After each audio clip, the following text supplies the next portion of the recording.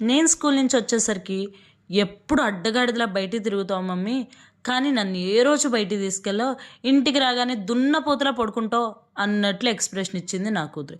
ఇంకేం చేసేది, దాన్ని అలా లోపలికి తీసుకెళ్ళి గబగబా స్నానం చేయించేసి ఫటాఫట్ రెడీ చేసేసి అది నేను మా అత్తయ్య కలిసి గుంటూరు గాంధీ పార్క్ అయితే వెళ్ళామండి. అదేంటో 9 సంవత్సరాలు గుంటూరులో ఉన్నప్పటికీ ఏ రోజు చూడలేదు ఈ గాంధీ పార్క్ని. ఈరోజు మా బుడ్డుగాడు నాకు ఆ పార్కుని చూపించాడు. నేనైతే నిజంగా లోపల ఎంత బాగుండిద్దని మాత్రం అస్సలు ఎక్స్పెక్ట్ చేయలేదు. నిజంగా చాలా చాలా బాగుంది. ఇక మా అత్తయ్య కూడా ఇక్కడ ఫుల్గా ఎంజాయ్ చేశారనుకోండి. ఆ తర్వాత విషయం, మా బుడ్డుగాడైతే ఇక్కడ జారే వాటి దగ్గర నుంచి ఊగే వాటి వరకు ప్రతిదీ ట్రై చేసేసాడు. ఇంకా వాడు ఆనందానికి అయితే హద్దులే లేవన్నమాట. అన్నిటికంటే వాడి ఫేవరెట్ ఏంటో తెలుసా, ఎక్కడున్న ఇసుక. ఛాన్స్ ఇస్తే మాత్రం దాన్ని నెత్తిన పోసుకుందాం అన్న కాన్సెప్ట్లోనే ఉన్నాడు. మేము ఛాన్సీ లేదనుకోండి. ఆ తర్వాత విషయం అన్నమాట.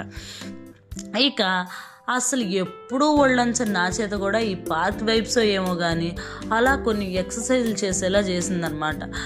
నేను కూడా కాసేపు కొంచెం అలా నా బాడీని కష్టపెట్టడం జరిగింది. ఇక నెక్స్ట్ టైం మాత్రం పక్కా ప్లాన్తో నేను, మా దీపు, మా బుడ్డుగాడు మాత్రం కంపల్సరీ వస్తాం. అంతే, ఇంకా బాయ్ బాయ్.